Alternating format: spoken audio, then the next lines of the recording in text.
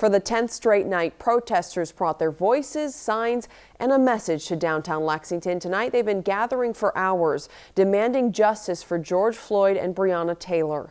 LEX 18's Conroy DeLucia is live near UK's campus as the demonstration continues in tonight's Big Story at 11. Hey, Kylan, they have been marching throughout the night, and the walk has really picked up now. We are actually at South Upper and Pine near UK's campus, and if you look over there, we stopped for a second just to catch our breath and get ready to go live, and the protesters have kept moving down South Upper. Since we left them about 10 o'clock for a few minutes to get ready for this, they made a stop at police headquarters. Then they came down Limestone, stopping where last night's brief fight took place, chanting and rallying. And now we moved on to South Upper Street.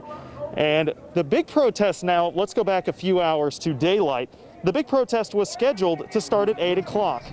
And before the march even started, black men supporting Black Lives Matter gathered downtown.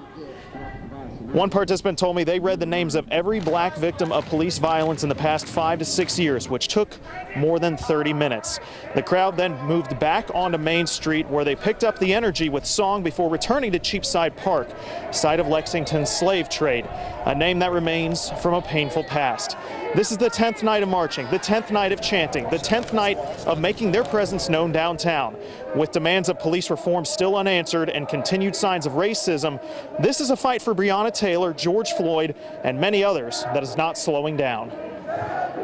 We still have a long way to go, and just coming out here in itself just shows how far we've come, and just being able to show him, like, because I have a little brother, and just showing him that, like, we've got to go a long way and we still need to go further. I honestly don't think that the end of protest signifies the end of police brutality or the end of racism in this country. I still think that's a long-term effort, but I think that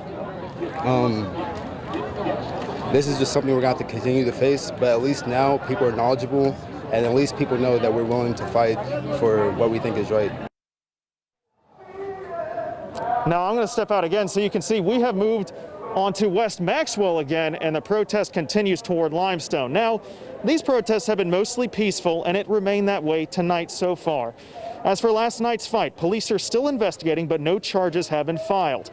The protesters say that eyewitness video proves that the protester acted in self-defense and that they will continue assembling out here to fight for justice and to continue fighting for police reform. And we're going to stay out here all night with the protesters, and we'll bring you much more on Sunrise and on LEX18.com. Live in Lexington, Conroy DeLucia, LEX18 News.